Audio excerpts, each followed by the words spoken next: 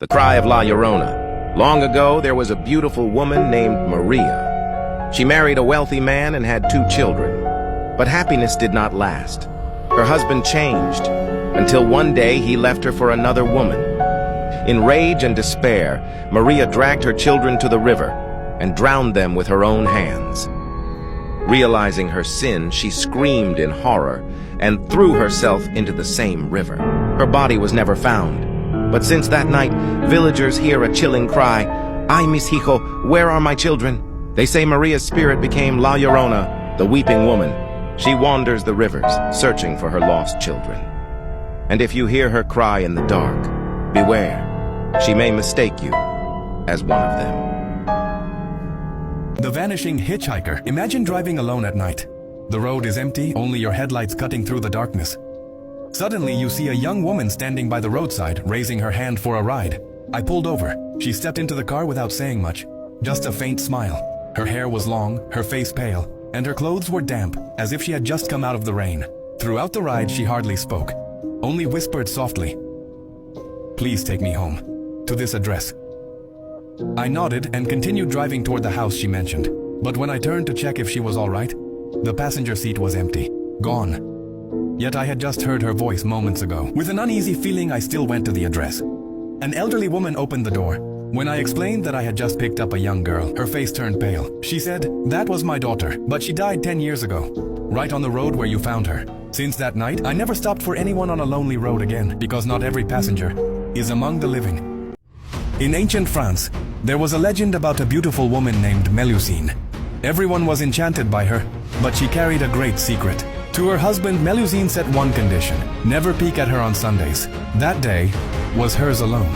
For years, that promise was kept, until one day, suspicion consumed her husband. He dared to spy on her. Melusine realized her secret was exposed. She screamed loudly, her wings spread wide. Then she vanished into the night sky. From that day on, she never returned. Her husband could only regret the promise he had broken. Yet the legend says, whenever a French noble is about to die, Melusine's wailing can still be heard in the night. In a village near the forest, people believe in a large creature called Capre. He lives in an old tree, has a tall, black body, red eyes, and is always seen smoking a cigar. Capre is not a killer, but he dislikes people who are arrogant or destroy the forest. If anyone intends harm, Capre makes them lost for days. One night, a young man cut down the tree where Capre resides. Suddenly, thick smoke and a pair of glowing red eyes appeared. Capre reprimanded the young man and knocked him unconscious.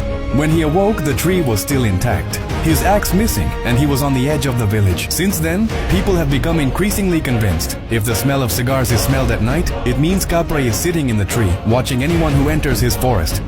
In an ancient castle in Japan, there stands a well that is still considered haunted. The well is known as Okiku's well. Long ago, a palace maid named Okiku was accused of dropping one of her master's heirloom plates. However, she was innocent. It was simply slander. For rejecting her cruel master's love, Okiku was framed. She was punished horribly. Her body was thrown into the well to die. Since then, people believe Okiku's spirit has never truly left. At night, a soft voice is often heard from the well. A woman's voice counting the plates one by one. Ichi, ni, san. The count continues until it reaches 9.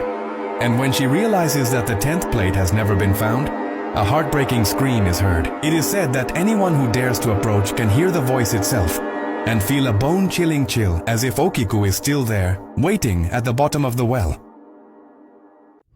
In Kansas, there is a small graveyard called Stull Cemetery, a place often referred to as one of the gateways to hell. Locals believe that beneath the cemetery lies a dark portal, a place where evil spirits and demons can pass into the human world. It is said that on certain nights, mysterious figures are often seen among the tombstones, and the wind swirls strangely, as if something is rising from the earth. The most chilling legend claims the devil himself comes to Stull Cemetery twice a year to visit the world of the living. Whether true or not, many who have tried to enter the place end up with terrifying experiences, from ghostly whispers to shadows that follow them. To this day, Stull Cemetery remains one of the most haunted places in America, where the boundary between the world of the dead and the living is believed to be very thin.